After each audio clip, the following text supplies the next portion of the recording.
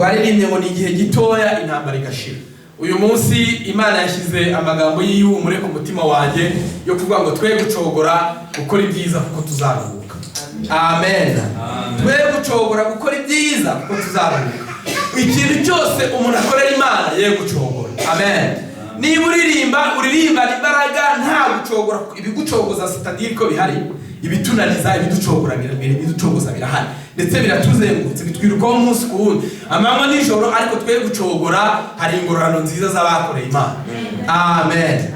Turabirashimye Imana mu buryo bwiza bwo kuvuga ngo ubu n'uvuga ngo yatangiye bundi bushyashya, aravuga ngo nshyizeho umurongo ngiye gutangira bushyashya. Iyo Imana yadushobozaga kujya dutangira tugafata imyanzuro tuvuga ngo ibyo twabayemo turabiretse tugiye gutangira bushyashya.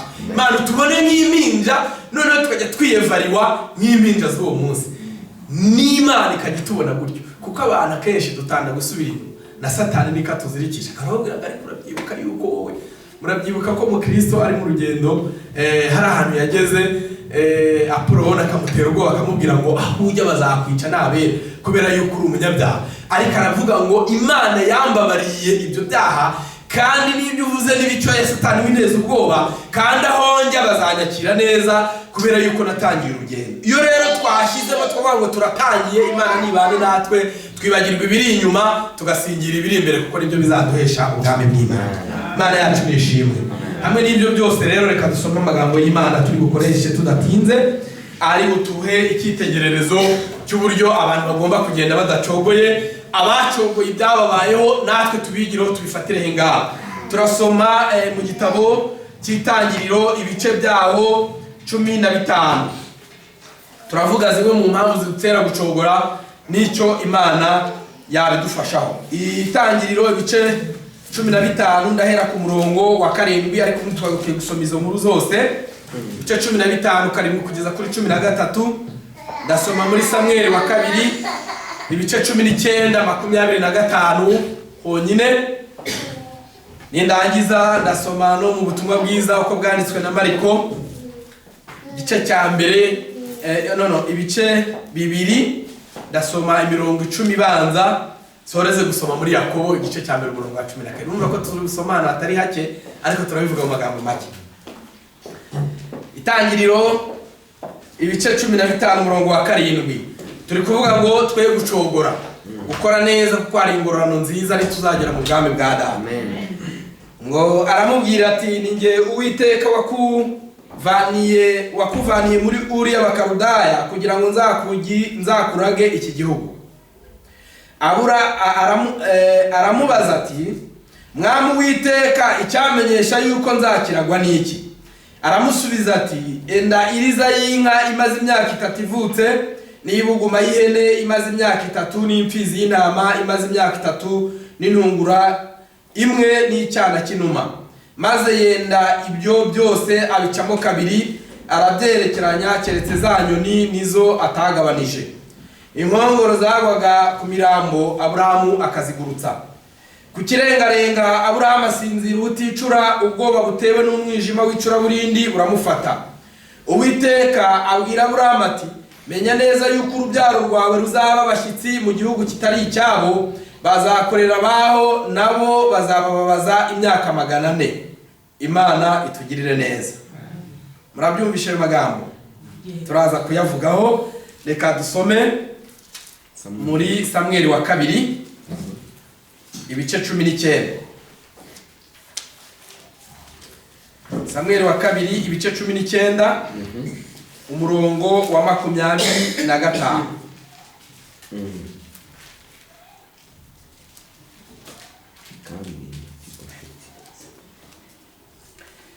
Dusome mu izina rya Yesu. Ngo kandi Mefibosheti mwene Sawuli aramanuka aza gusanganira umwami. Uhereye umunsi umwami yagendeye ukageza aho yagarukiye iwa mahoro, ntiyigeze kwikenura ibirenge cyangwa kwikemuza ubwanwa, haba no kumesa imyenda ye. Ageze i Yerusalemu gusanganira umwami, umwami aramubaza ati ariko icyakubujije kujyana nanjye ni iki Mefibosheti? Imana itugirire neza. Reka twongere dusome muri Mariko mwihangane twihute dusome muri Mariko ibice 2 umurongo wa mbere turageza ku murongo wa 12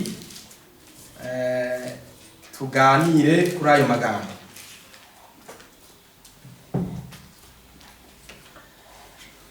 Hari amagambo avuga ngo nuko hahise iminsi, twahageze Mariko ibice 2 umurongo wa mbere ngo nuko hahise iminsi asubira i Kaperinawumu, bimenyekana yuko ari mu nzu.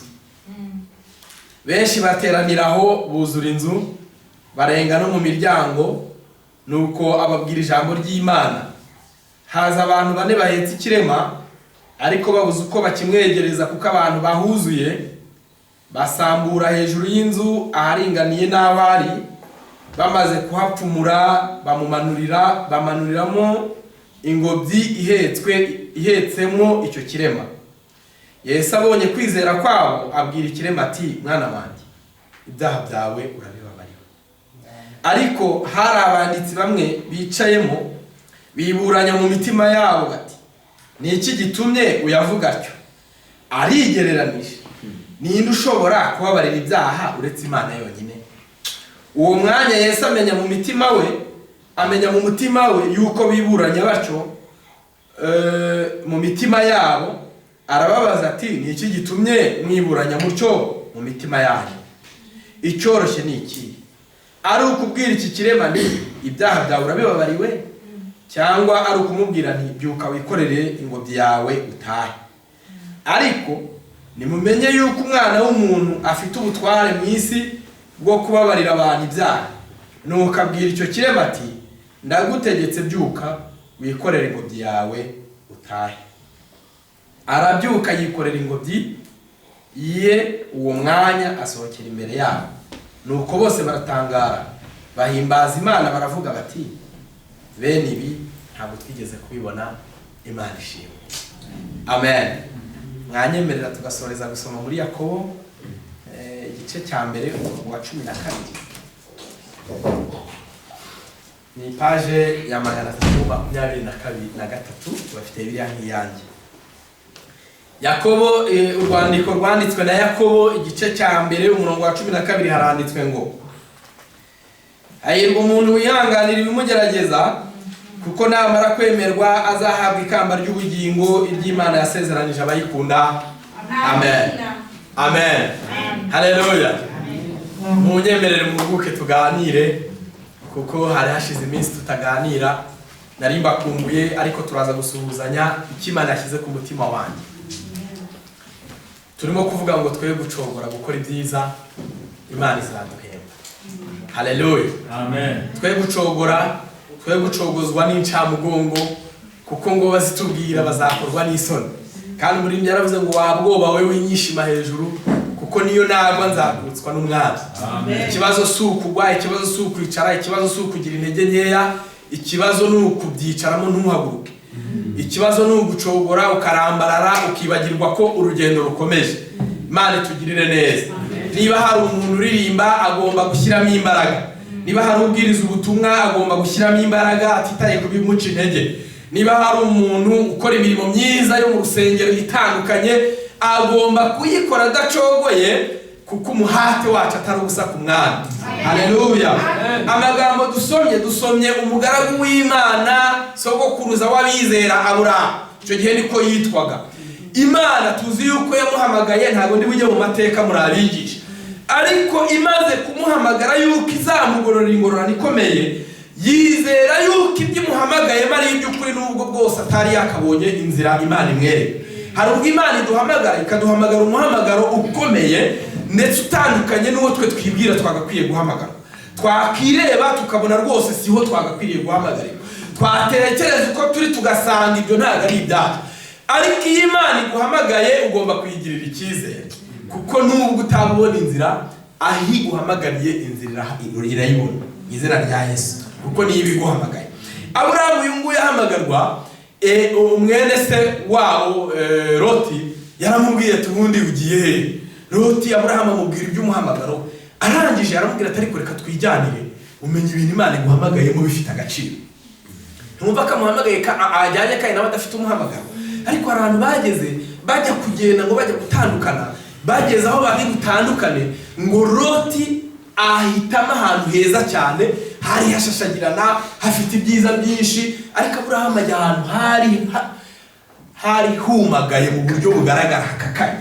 Ariko kuko Imana yari yahamagaye Aburahamu, yemeye yuko ajya hakakaye, izi neza ko izahamukurira amasozi. Kubera yuko Imana iguhamagaye, iguhamagara mu bikomeye, ikaguhamagarira ibikomeye, ikaguhamagarira mu bigoye, ikaguhamagarira mu bizagucogoza, ariko ikagusezeranya yuko hari imbaraga zayo.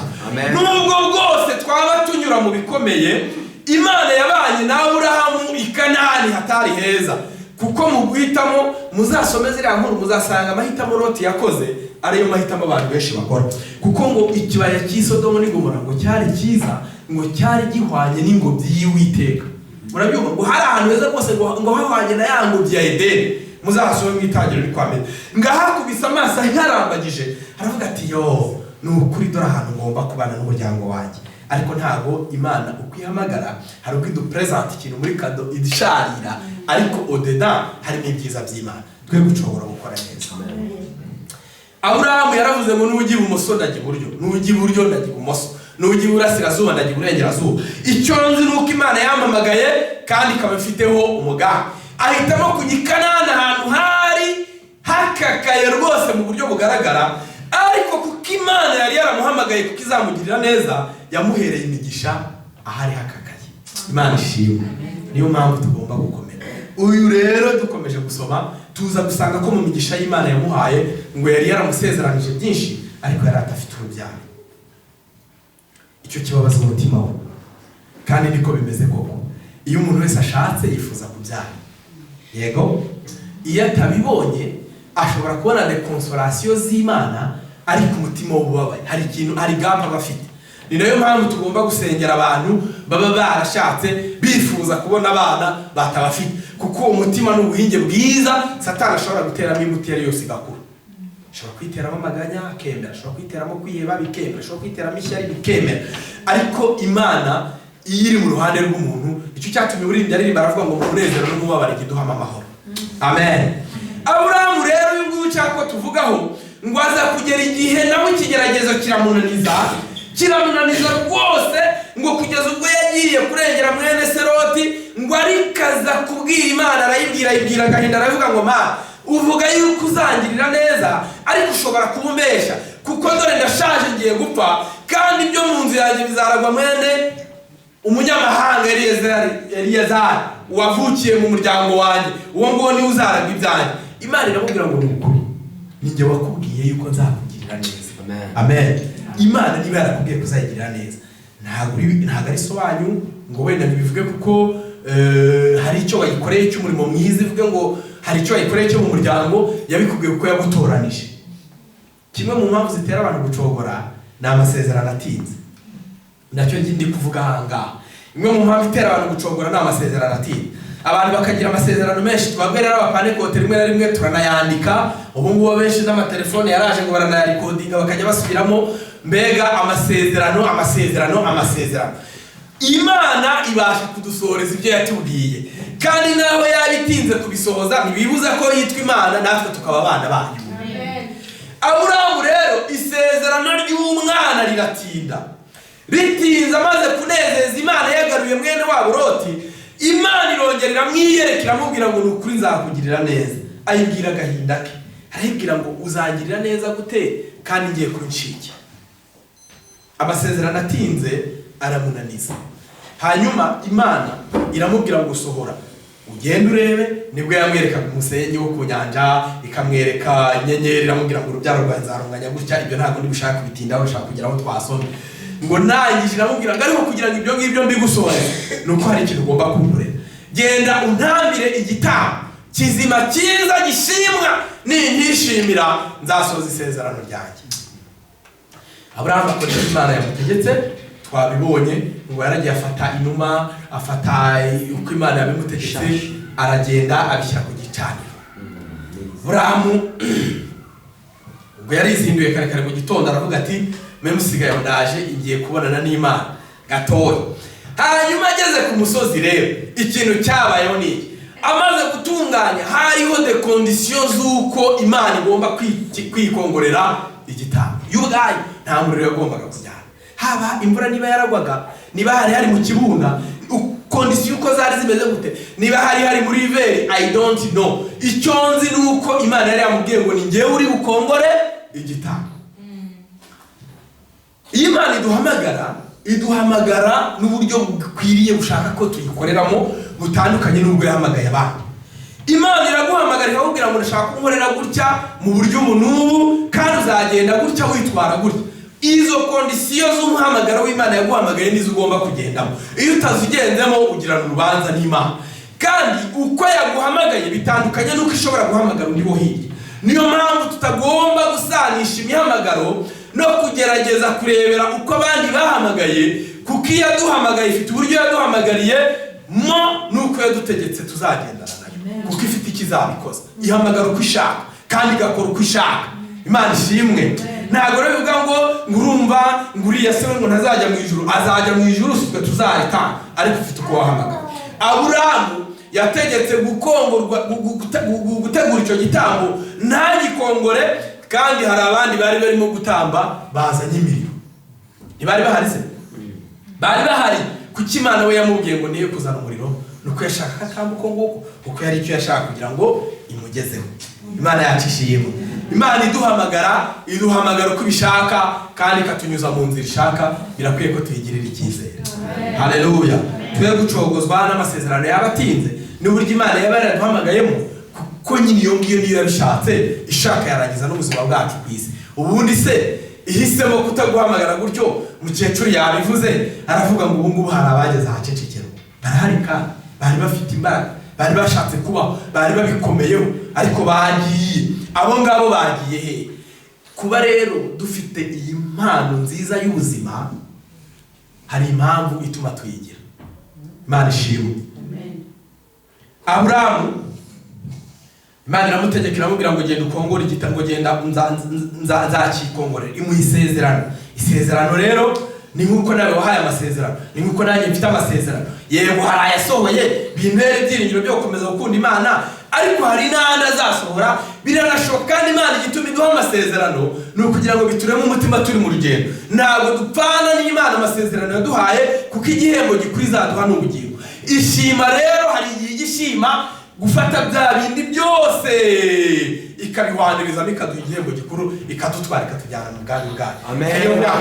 Ngo ntituzapfa ngo amasezerano ataraza, keretse niba ushaka kuzaba mu isi iteka ryose.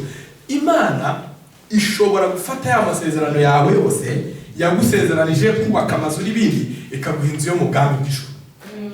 Mbega ntabwo yabisoje amasezerano?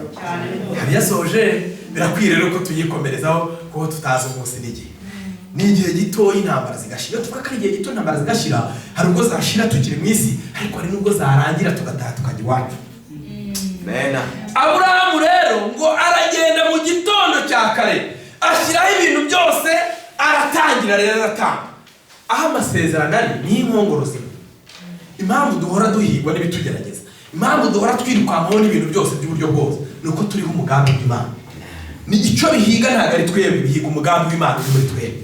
Imana ishimwe. Kandi tugomba gusobanukirwa yuko uwo mugambi w'Imana uri muri twebwe niwo utuma tubaho, niwo utuma turindwa. Ngewe napfa nkagenda, nawe wagenda ukajya ahandi. Kuki uriho hari abataragize ku myaka yawe, hari icyo barusha. Nuko Imana ifite icyo yashyize muri wowe, igomba kurinda nawe ukarindanwa nacyo. Imana ishimwe. Tugomba rero gukomera, tukikomeza ku Mana, kuko kuba turiho ni ubuntu bwayo. Naro Yona icyatumye Imana imurindira mu nda y'urufi, nuko Yona yari afite message y'Imana. Yego Yona yari afite message agomba gutanga inene. Mu nda y'urufi nta buzima bubayo, mu mazi nta buzima bubayo, ariko Yona Imana yarinze ya message yari iri mu nda ya Yona.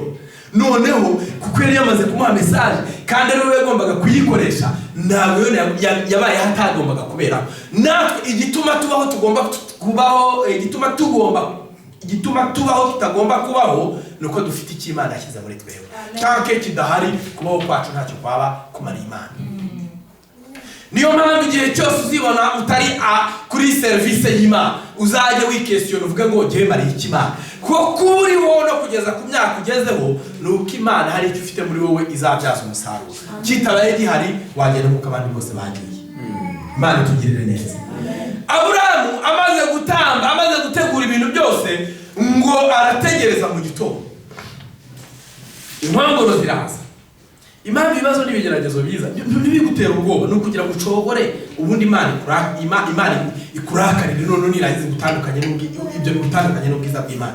Ariko muri uyu mwanya nimureke twe gucogora, dukomere ku cyaduhamagaye, dukomere ku yatuvuganye natwe izatugirira neza. Haleluya. Aburahamu aratamba mu gitondo, ashyiraho inkongoro zibazahageza. Izo nkongoro rero muri iyi minsi ya none zirahari. Ni ibigeragezo, ni amagambo, ni uburwayi, ni ibicantege, ni ibintu by'uburyo bwinshi butandukanye, ni amasituwasiyo agoye. Ibyo byose ni inkongoro ziba zishaka kuza kwanduza igitambo cy'Uwiteka. Ariko Imana yatubwiye kuyitambira ibitambo by'uko turi amahoro, ni ukugira ngo izatugirire neza. Kandi Imana ni Imana ifuha, icyo ukora ni inyembabazi, ni n'inyarukundo. Yego.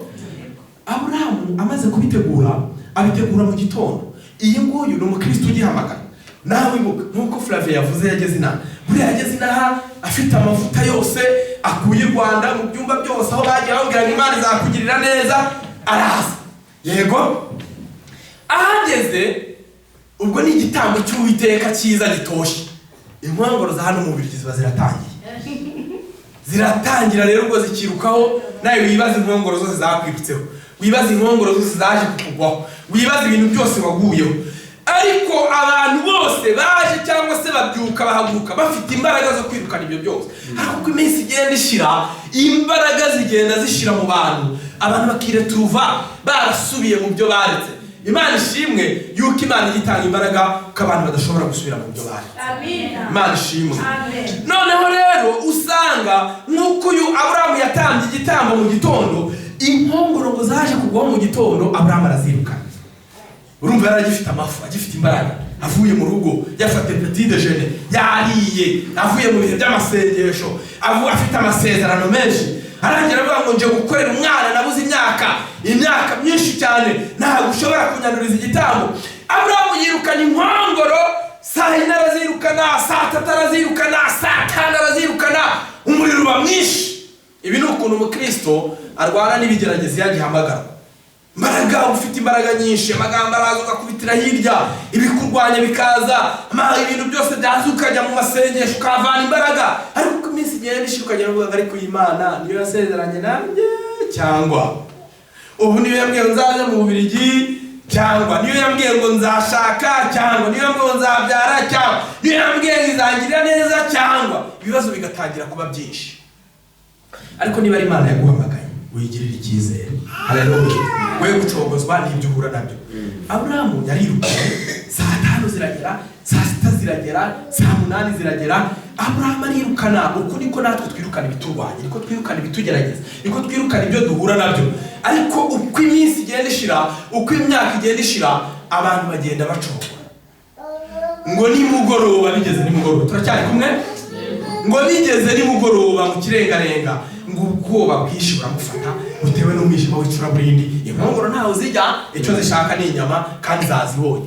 Icyo Satani ashaka ni ukugukuramo icyo Imana yagushyizemo kugira ngo usigare umeze nk'abandi bose. Nashaka kukwica kwice, nashaka kugutwara mu bikugira imbata bikutwaremo, kuko igituma Imana ikurinda n'icyo ufite muri wowe. Ugomba rero kugiharanira, ugomba kukirwanaho. Ngo agize ubwoba bwinshi atewe na situwasiyo arimo, ngo asinziriye, Imana irarakara, irababara, iravuga ngo Aburahamu wenda gukunda ariko urambabarije inkongoro zinyandurira igitambo. Kubw'ibyo abana bawe imyaka 400 bazaba basuhukiye. Bene data, gucogora nitwe bihombya. Gucogora bizana ingaruka ku muryango wacu, gucogora bizana ingaruka mu kazi kacu, gucogora bizana ingaruka ku misi yo kubaho kwacu kiratuba. Ariko iyo tubaye abarami, tukaba abantu badacogozwa n'ibyo tubona, Imana twongera imisi yo kubaho. Imana iratwirata, Imana iratwagura muri domene zose, Imana itugirira neza, Imana itubeshaho tutagombaga kubaho, Imana iducira inzira aho twangira no guhaha akakaye.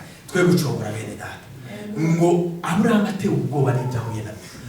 Abantu hari igihe bajya bagera mu mwijima, ukabona wenda par exemple nyafata nk'urugero umuntu akaba muri situation yaje hano Imana yabimubwiye ariko ntiyamubwira igihe azabonera ibyangombwa ibijya bibaho kugira ngo nzakujyana mu mubiri kandi wowe ukahagera ariko ikaba izi yuko uzamara imyaka 3 n'itanu utarabibona ariko icyo ntiyakivuze ofete Imana yahagurukije Abisiraheli ibakura muri Egiputa ibajyana i Kanani ariko mu rugendo hagati ntabwo yahavuze ntabwo yababwiye ko bazamara imyaka 40 ntabwo yababwiye ko bazicwa n'inzara ntabwo yababwiye ko bazicwa n'inyota ariko yarababwiye ngo nzabajyana bagezeyo abayigomeye muri urwo rugendo no muri izo situation zigoye bose yarabarimbuye Imana niyo yaduhagurukije ni nayo izi by'ubuzima bwacu situation yose twanyuramo tugomba kuyigirira icyizere nubwo hagati itahavuze ariko kumwe natwe kandi irakora Imana nishimwe twe gucogozwa n'umwijima w'icuraburindi n'ibindi byose biduteye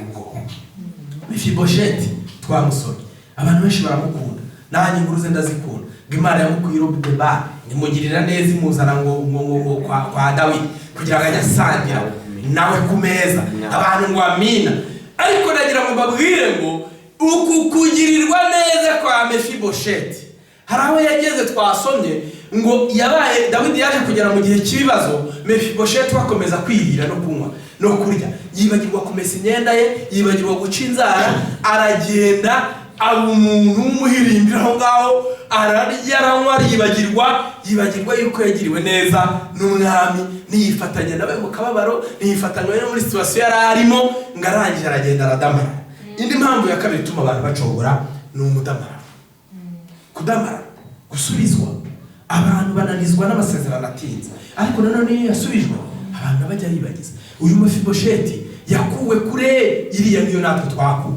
agirirwa neza n'Imana zana kwa Dawidi akajyamo amazi ataza abayasukuye akajya ibiryo ataza ababitetse akambara ibintu atazi iyo byavuye uko natwe niko turi muri iki gihugu cy'ababiri amasezerano sa y'ababiri kina yacu twebwe rero tugomba kubyira twebwe turi mu gihugu Imana yadusezeranye tunywa amazi tutazi ya tuye mu mazi tutuba nubwo tuyishura ariko hari Imana yakoze cyangwa ntacyo yakoze hanyuma rero uyu Mefibosheti wakuye iriya kure aragomba gukomeza gukora imirimo yo kwitunganya no kwisukura uvuga bereda umuntu wese uzi ko Imana yamukuye umuntu wese uzi ko Imana yamugiriye neza hari imirimo agomba gukomeza gukora hari imirimo yo kwiyeza hari imirimo yo kwitunganya hari imirimo yo gukorera umwami hari imirimo yo gukomeza kugira ishyari n'ishyaka ry'umurimo w'Imana no gukomeza gukunda Imana kuko icyo ngicyo ni Imana yabikoreye mwibaza abantu benshi twagiye tunyura mu masituasiyo agoye abapfuye ababaye mu nzu z'imbohe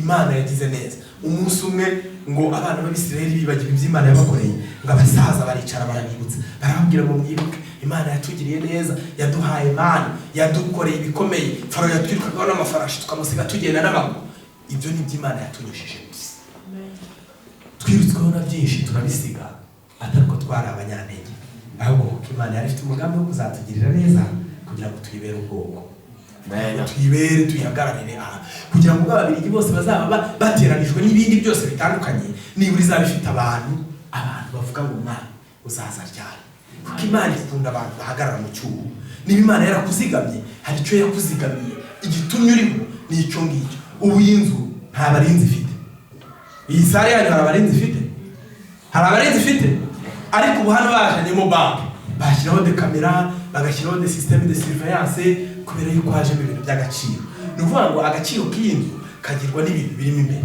nawe agaciro kawe kagirwa n'ibyo ufite muri wowe Imana izashoramo ikunguka niba ntabyo you are nothing ariko niba bihari tu es précieux devant les yeux de Dieu Imana ishimwe twe gucogora rero kuko Imana izatugirira neza Mefibosheti ngaririra arinywera ngo Dawidi aragenda agarutse asanga Mefibosheti ngo inzara zarashokongoye umusatsi warahirimbiye ibintu byose byahangiritse warangije avuga ngo Mefibosheti niburi gatabarana nanjye ubwisuku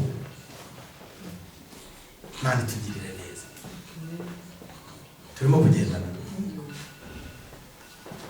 Imana yatugiriye neza Imana yaraduhamagaye Imana yaratuzanye kugira ngo tuyibere ubwoko twe gucogora rero hari andi magambo twasomye ndimo nihuta kugira ngo nsoze amen ngo umunsi umwe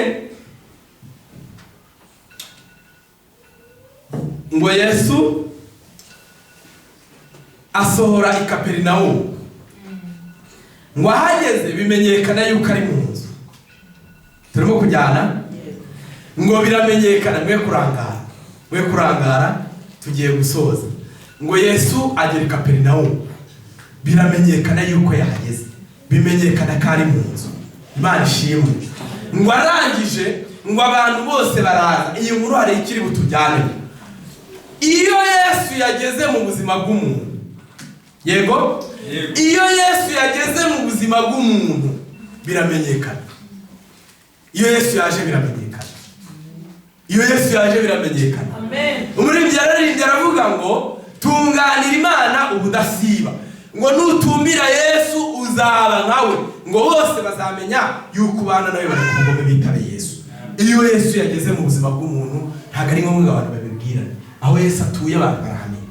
Ugendana na Yesu abantu baramenye. Ngo ageze i Kaperinawumu, ngo bimenyekana yuko ari mu nzu. Abantu ngo bateranira ahari. Haleluya. Ikizakubwira ahantu Yesu ari, ikizakubwira ahantu hari umwuka w'Imana, abantu bifuza kuhajya. Biramenyekana yuko Yesu ahari. Bakavuga ngo icyaduha kuba muri biriya bihe. Turagomba rero kudacogora Yesu akabana natwe kugeza ubwo bimenyekana muri twebwe no mu bandi bose yuko Yesu yaduhamagaye. Imana nishimwe. Ariko hari umuntu umwe wari urwaye. Uwo muntu wari urwaye kudacogora, nagira ngo mbabwire izindi nyungu bitugirira. Ngo uwo muntu ngo yari arwaye, ngo yari yaravutse aremaye kandi nta ruhare yabigizemo. Ngo bimenyekanye yuko hari, ngo abantu ngo barahirimbana, ngo bashaka kugeza uwo muntu kuri Yesu.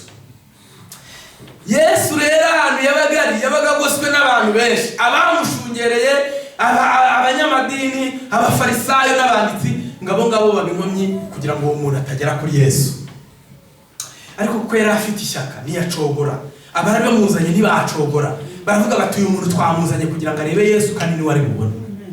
Ntabwo turi butahe atabonye Yesu. Abantu bari benshi nibanamwitaho, bamwima inzira. Kandi uwo muntu yari afite ubumuga, yari afite uburema bw'umubiri, yari ababaye. Ngo bigira inama yo gusambura hejuru y'inzu. Siko twasomye. Ngo noneho kubw'umuhate wabo, ariko Yesu yarabibonaga. Akabona akavuga ati nubwo ndanga, ariko hari abantu bafite umuhate. Hari abantu bacaka kandi bagomba kumbona uko byagenda kose. Nicyo cyatumye yituriza. Ariko aba bantu kugira ngo bagere kuri Yesu bahuye n'amabariyeri menshi. Bahuye n'abafarisayo. Bakabwira ati ariko n'abazima twamubuze n'iki kirema kiraza. Mwene data, uko ushaka kugera kuri Yesu hari ibintu byinshi bizajya bigutangira. Ariko Yesu ushaka uzamubona. Yesu ushaka uzamubona. Yesu uhora ushaka uzamubona. Byagutangira uzamubona. Ntabwo ari we wa mbere byaba bitangiriye, ariko umushaka wese. Hari umugore wari urwaye nawe amaze imyaka 12 ari mu gongo. Nawe kuko yashakaga Yesu byarangiye amugezeho. Mu gihe abantu benshi babyiganiraga kuri Yesu, uyu mugore kuko yari afite objectif, ntabwo yacogoye ataragera kuri Yesu. Wicogozwa n'icyamugongo, wicogozwa n'ibyo ubona, Yesu azaturengera. Komeza ukomere, ushyiremo imbaraga, umwami ushaka uzamubona kandi numubona bizamenyekana. Hanyuma nihuse ngo uyu muntu ngo ageze kuri Yesu rero, abafarisayo bamukumiriye, abanditsi bamukumiriye, protokole ziraho nizimubujije ngo we ntukwiriye, ntabwo hakegera umwami wacu. Ariko Yesu umenya mu mitima aravuga ati ibyo byose ari umuntu nshaka. Noneho mu gusambura inzu, mutekereza yuko nta biguzi batanze? Nyirinzu kameme barenze kumunegosiya. Hambere ati twemerere, kuko ntabwo wajya ubuse umuntu yaza agatangira agasambura hano hejuru. Agomba kugira akoro y'abayobozi namwe mwese. Hanyuma rero batanga ibiguzi byinshi. Ariko baravuga bati ntituri bucogore tutageze kuri uyu mwami. Nawe arabihorera. Muri uko gusenya aho yarari, nimutekereze yuko hari imikungugu, nimutekereze ko nta mikungugu yamanukiye kuri Kristo. Ariko kuko yabonaga umutima wabo arabyemera. Yesu tumuzaho, tukamuzanaho imikungugu yacu, tukamuzanaho imyanda yacu, tukamuzanaho ubumuga bwacu. Ariko iyo tumushaka aremera, tukazana intege nke zacu. Ariko akavuga ngo igikuru nuko bari buze uko baza kose ndabagirira neza. Imana ishimwe. Ntabwo ihamagara abakomeye, ahubwo ikomeza abo yahamagaye. Mureke dushyiremo imbaraga. Haleluya. Hanyuma nibita kuri ibyo byose bikikije Yesu, biravuga ati kumshaka kose no kumugeraho. Umuhate, ishyaka, uko ushaka kugera ku mwami, n'ukuri ntabwo uzagenda utamubonye. kandi usibye n'ibyo ngibyo Yesu amenya ibidukwiriye. Reka rero nsoreze kuri ibi ngo bamugezeho. Amen. Ngo bamwororokiriza kuri Yesu, bamumwororokirijeho ngo akimugeraho ako kanya. Haleluya. Iri jambo ryaranejeje ngo Yesu aramubwira ngo mwana wanjye, abanza kumwiyapropriya. Bivuze ngo uyu muntu yari afite ibikomere by'umutima, kubera ko abantu bari baramurejese, yari ikirema, ntabwo yari afite umwitaho. Ariko Yesu abona yuko afite n'ibikomere by'umutima, ahita amubwira ati humura, reka burya rero mwana wanjye, Imana ishimwe, Imana igitwita abana bayo nubwo twaba turi babi, nubwo abantu baba badutaye, nubwo situasiyo zaba zatunaniye, iyo tugeze kuri Yesu ahita atubwira ngo mwana wanjye, icyo cyiza ni humure ku mutima. Ngo arangira amubwira ngo dayeri ibyaha byawe urabibabariwe. Haleluya. Niwumva ko abafarisayo bari bamubujije, protokole zabaye nyinshi, niwumva ko ibintu byose byadogereye, namugezeho n'ubundi namugezeho, ntiyiboneye umubyeyi, bati dorere bigenze bite kandi. Ariko ibyo byose ntibyamuciye intege, yarakomeje arapersevera, aravuga ati ku birenge by'umukiza ndagomba kumva icyo amubwira. Icyo nitayeho nuko gusa ari kumpumuriza. Ijambo rya Yesu ni ryiza, iyo impumuro ye ni nziza, arahumuriza, amara umubabaro, ashyiramo arangira aramubwira ati mwana wanjye, mwana wanjye. Yari yarabuze, wenda bari baramuhishe, baravuga ati iki ni ikirema ntabwo cyajya mu bandi. Aba arabonetse. Za protokole z'abafarisayo ziba zitangiye kubyibazaho, beti se kandi ahindutse umwana ate, yari ikirema. Dayeri twumvikana ukuntu ageze mu bantu, ariko uwageze kuri Yesu ntabwo ajya ahapfira, ahaberaho. Amen. Uwageze kuri Yesu ntahapfira, ahaberaho. Arangije aramubwira ati mwana wanjye, ibyaha byawe urabibabariwe. Amubabarira ibyaha, aba aramubohoye. Abona ntibinyuza abantu, kubera ko abantu bareba kubifatika, kubera ko abantu bareba na materiel, bati suriya ameze ati, kwanza yize, kwanza abaye hayi, ubundi se afitiye situation hano. Ariko Imana ireba mu mutima ushaka umukiza.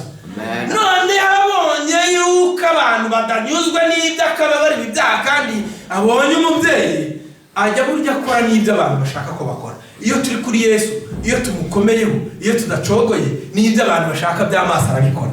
Haleluya. Kuko ngo yaramubwiye ngo ikorera uburiri bwawe wigendere. Ngo arangije ahita yikorera uburiri bwe, ngo abaca imbere bose aragenda. Amina. Haleluya. Uyu muntu kare wari wasabye inzira mbere, ayikuye hagenda. Ntibari bayimwinye, none ubu ayikuye kubera yuko Yesu akoze icyo abantu bashaka, kubera yuko Yesu akoze icyo bari bategereje, ahise agira agaciro n'ijambo. Niba tudacogora n'ibyo abantu bashaka ko tugira kugira ngo bibahamirize ko twakurikiye Imana, tuzabibona. Amen. Niyo mpamvu tugomba kujya dushima muri byose. Niduha imodoka nziza dushime, niduha kugura inzu dushime, kuko abantu bategereje yuko Imana yacu izaseba, ariko Imana yacu ibasha gukora kugira ngo twikorere izo ngobyi zacu, tugende tunyure imbere y'abantu, nibarangiza bavuga bati bari abantu saba bakora iki, tubabwire ati rega ni Imana yabikoze, nta kindi twabikoze. Bitume Imana yacu yimba. Haleluya. Imana yacu ni nziza. Irangije ibonye ko abantu batanyuzwa n'ibyo ngibyo, iravuga ati okay, niba bakeneye ibitangaza ndabibakorera, ko bamenye yuko nanesheje. Ibitangaza bizakoreka kugira ngo bigaragare ko ari Imana yaduhamagaye. Indwara zizakira kugira ngo bigaragare yuko ari Imana ibana.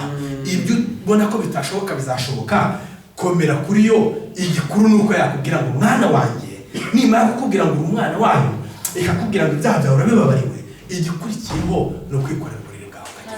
Haleluya. Imana yacu ishimwe. N'umuhangayitswe n'iyo ngobyi umaranye igihe kingana gutyo ngo igucogoze, komera, umunsi umwe izakubwira ngo mwana wanjye.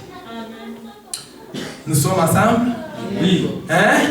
Umunsi umwe izakubwira ngo mwana wanjye, ikorera uburiri bwawe wigendere.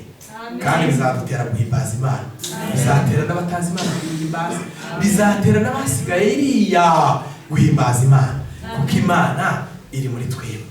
Niba ariyo yaduhamagaye, twe gucogora. Yakobo amaze kubibororeba, aravuga ati bene data bakunda, nagira ngo nongere mbakangurire mbabwire ngo mwe gucogora.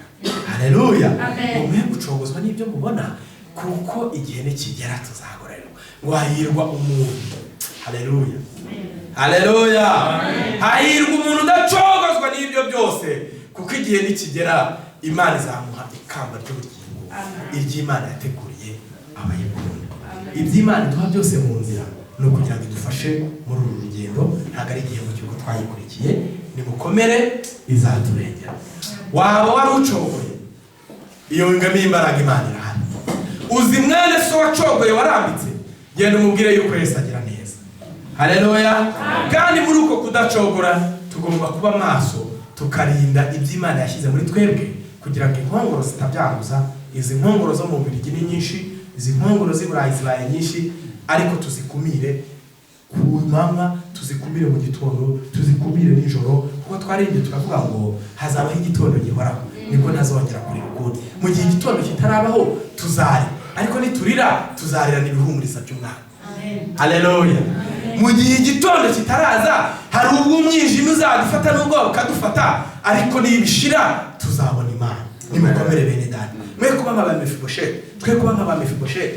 yageze ibwami aribagirwa, ntiyaca inzara, ntiyamesa imyenda, ntiyisukura, bitera umwami agahinda, kandi byatumye umwami amunyaga. ibyo yari yaramuraze bya Sawuli abigabana n'umugaragu we.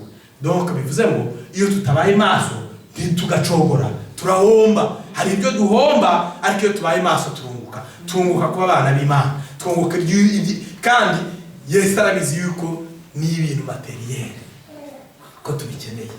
namara kutwita abana be, akatubabarira ibyaha, azadutegeka kwikorera ingobyi zacu, kandi tuzikorera aho twabuze inzira niho tuzazibona, mu izina rya Yesu.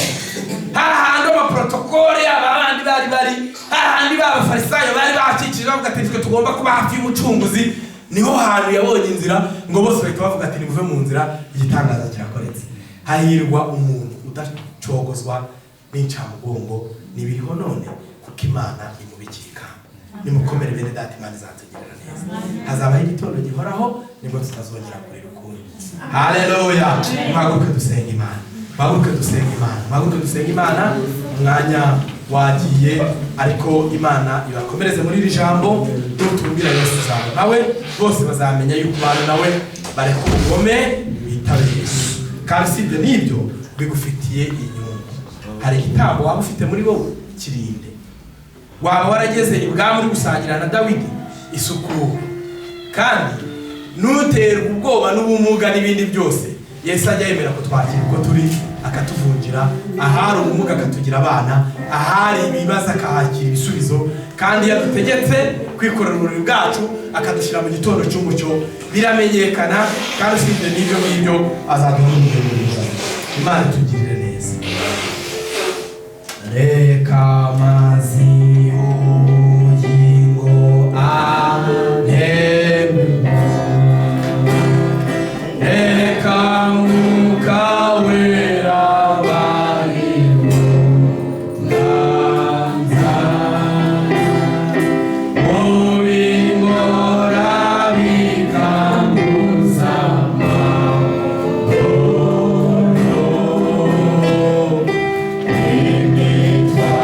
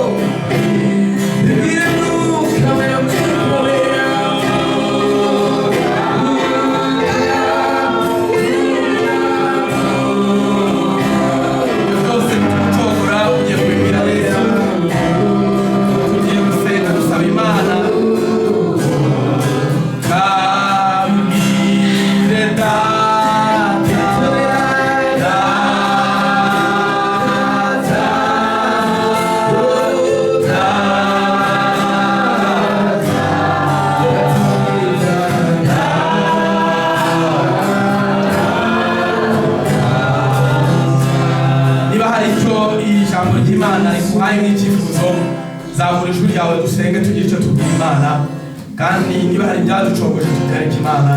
Yemeye kwakira kiriya kimuga ikakibabara ikagikuraho ubumuga bwayo, natwe niko yadukuraho ibidutandukanya, niko yadukuraho ibyo byose. Kandi niba bitaranaza dusengere n'abacongoye, kuko nabo sibo ni iminsi yabafashe, ni umwijima w'icuraburindi, ni ubwoba, kandi Imana ishaka nuko tunesha.